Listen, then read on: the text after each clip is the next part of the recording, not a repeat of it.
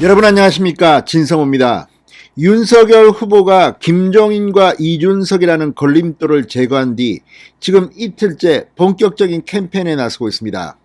그런데 윤석열 후보에게는 지금 굉장히 바람직한 조짐들이 나오고 있습니다. 그중 하나가 바로 2030 남성들이 돌아오고 있다는 겁니다. 자, 거기에는 어제 윤석열 후보가 페이스북에 올린 공약 딱 7자입니다. 여성가족부 폐지. 이 짧은 메시지의 힘이 컸습니다. 지금 이 SNS는 폭발적인 댓글, 폭발적인 좋아요를 기록하면서 지금 이번 선거에서 이 페미니즘 주의자와 반페미니즘 주의자 간의 전쟁에서 윤석열 후보의 포지셔닝을 확실히 하고 있습니다. 선거라는 게 모든 사람의 지지를 받을 수는 없습니다. 어떤 정책은 남성이 좋아하고 어떤 정책은 여성이 좋아할 수도 있고 또 어떤 정책은 국민들 중 일부가 반대할 수도 있습니다. 그리고 여성가족부 폐지가 정답인지에 대해서는 논란은 있을 수 있습니다. 저는 과거에도 여성가족부라는 이 정부 부서는 없어져야 한다고 말해봤습니다. 지금 여성가족부가 하는 일들은 다른 부서에서도 충분히 할 수 있고 특별히 여성가족이라는 이름을 통해서 오히려 남성 여성 평등이 무너진다는 비판도 있습니다. 여성 중에서도 그런 말을 하는 사람이 있습니다. 또 이 여성가족부가 그동안 어떤 역할을 했습니까? 박원순 사건 때 제대로 목소리는 안 냈습니까? 늘 눈치 보고 그냥 직책을 위한 직책, 이런 비판도 받았습니다. 자, 윤석열 후보가 이 여성가족부 폐지라는 공약을 쓴 데는 상당히 부담이 있을 겁니다. 구체적인 설명 없이 이 7자만으로도 이렇게 시끄러운 걸 보면 선거판을 흔드는 데는 성공했습니다. 자, 그리고 무엇보다 지난 오세훈 서울시장의 승리 때 2030 남성들이 보여준 그 투표 현황을 보면 분명 윤석열 후보한테는 유리하게 전개될 가능성이 높습니다.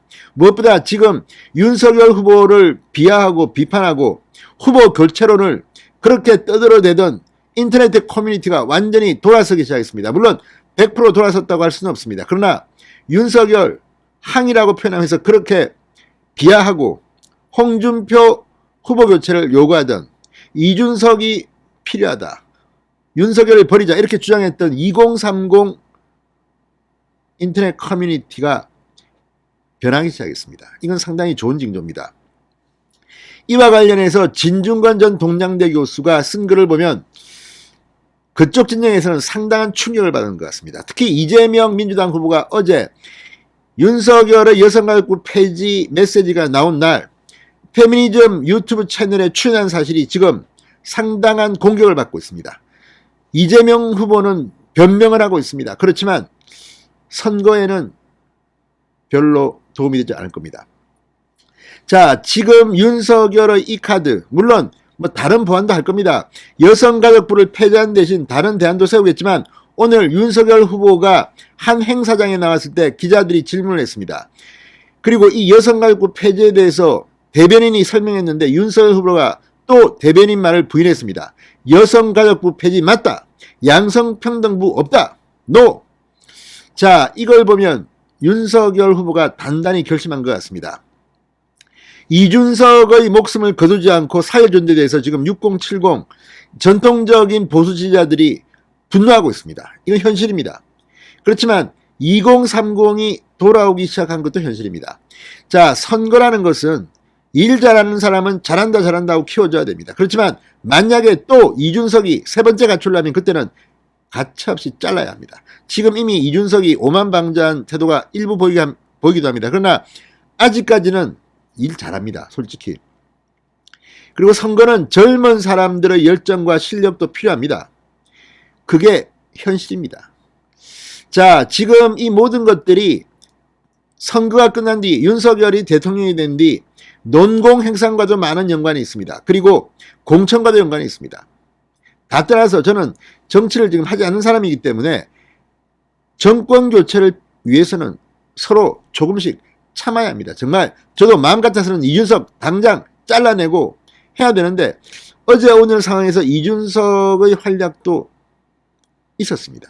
자, 어쨌든 분위기가 좋습니다. 윤석열의 여성가족부 폐지가 지금 여의도를 강타하고 있습니다. 진성호의 직설 시작합니다. 방송에 앞서 아직 진성호 방송의 구독자가 아니신 분은 붉은색 구독 버튼 눌러주십시오.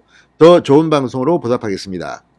윤석열 후보는 새시대 준비위원회 등을 통해서 가능하면 이 친문 진영에 있던 사람들도 끌어들이고 신지혜까지도 끌어들이고 하려고 했는데 그거는 실패했습니다. 제가 봐도 너무 욕심이 많았습니다. 그리고 그런 게 표에는 크게는 영향을 못 줍니다. 압도적인 정권 교체에는 도움이 될 수 있습니다. 그러나 지금 현실이 압도적인 정권 교체를 하기에는 역부족입니다. 그렇지만 결과가 압도적인 정권 교체가 될 수도 있습니다. 2달 남았습니다. 이런 가운데 윤석열 후보 이제 본격적인 캠페인에 착수했습니다. 진중권 씨의 반응을 보면 일단 성공한 것 같습니다. 자, 진중권 전 교수가 오늘 페이스북에 글을 올렸습니다. 2030 마초와 6070 할배 연합 즐겁게 구경이나 하면 될 일이라고 했습니다. 이게 성공한다면 윤석열은 당선됩니다. 2030 마초라는 것은 2030 남성들, 여성가족부 폐지를 요구하는 그들의 입장, 그리고 6070 전통적인 보수지지자들이 손을 잡는다면 윤석열은 당선될 수밖에 없습니다. 4050은 특히 40대는 친문 성향이 가장 강한 연령층입니다. 자, 진중권 씨는 페이스북에서 윤석열, 이준석의 재결합 후 급속히 이대남으로 경사하고 있는 데 대해서 비판을 했습니다. 여성가족부 폐지, 성범죄 처벌 강화, 무고죄 처벌 강화라는 주장을 대문짝만하게 올려 이준석 후보의 이대남 노선을 100% 수용했음을 분명히 했다.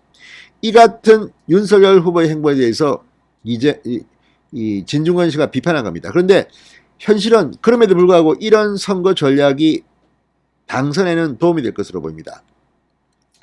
자, 지금 심상정 정의당 대표 윤석열이 여성가족부 폐지라고 딱 페이스북에 크게 쓰자 여성가족부 강화라고 맞받아쳤습니다. 따라가는 겁니다. 한번 해보자는 겁니다. 이재명은 중간에 어정쩡하게 됐습니다. 상당히 조짐이 좋아 보입니다. 자, 윤석열 후보 오늘 이 서초구 예술전당에서 발달장애인 특별전시회 관람을 한 뒤 기자들과 만나 공약을 페이스북에 짧게 올린 이유가 뭔가 남녀 갈라치기라는 비판이 나온다 이렇게 묻자 여성가족부 폐지 공약은 뭐든지 국가와 사회를 위해 하는 일이라고 생각해 주기 바란다라고 말했습니다. 자, 이 지난해 10월 경선 과정에서 여성가족부를 양성평등가족부로 개편하고 관련 업무와 예산을 재조정하겠다는 이 공약을 이야기한 적이 있습니다. 그런데 이건 이제 달라진 겁니다. 윤 후보는 개편에서 폐지로 입장을 바꾼 데 대해서 현재 입장은 여가부 폐지다.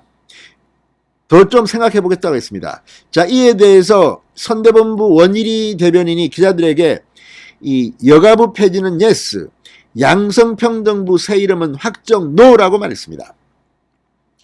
자, 여가부를 대체할 뭔가를 만들긴 하느냐는 질문에는 새로운 뭔가를 신설하는 것은 yes, 새로운 이름은 I don't know, not yet, 아직은 모른다고 답했습니다. 자, 아무튼 여기서 계속해서 이 양성평등 가족부가 백지화되느냐, 백지 아니다, 어떤 게 이 신설되는 조직에 합당한 이름인지는 논의 중이다 이렇게 말했는데 바로 2시간가량이 지난 뒤 원 대변인은 발언을 정정 공개한다고 말했습니다. 여성가족부 폐지는 yes, 맞다. 양성평등가족부 설립은 no, 아니다. 상세한 제도 개선 내용은 추후 발표할 예정이다. 윤석열 후보도 페이스북에 오늘 대변인의 여가부 폐지하고 명칭만 변경한다는 취지의 발언은 사실이 아니다. 그 어떤 발언일지라도 저 윤석열의 입에서 직접 나오지 않는 이상 공식 입장이 아니다라고 정정했습니다. 그러면서 여성가족부 폐지는 맞다. 더 이상 남녀를 나누는 것이 아니라 아동, 가족, 인구 감소 문제를 종합적으로 다룰 부처의 신설을 추진하겠다고 덧붙였습니다. 자, 어쨌든 윤석열 후보의 이런 모습 상당히 이제 분명히 선을 긋고 나가는 것으로 보입니다. 지금 AI 윤석열도 굉장히 화제를 모으고 있습니다. 지금 그동안 윤석열을 비판했던 그런 인터넷 커뮤니티에서조차도 AI 참 재밌다. AI 윤석열 정말 신기하다. 지금 홍준표 의원이 만든 이 청년의 꿈이라는 플랫폼에서 하는 이 청문홍답, 이것을 뛰어넘는 그런 강력한 새로운 플랫폼으로 등장하는 것 같습니다. 자, 어쨌든 이준석과 홍준표가 지금 놀라고 있을 겁니다. 홍준표의 이 태도 변화, 물론 이준석 대표가 중간에서 역할을 한 것은 사실로 보입니다.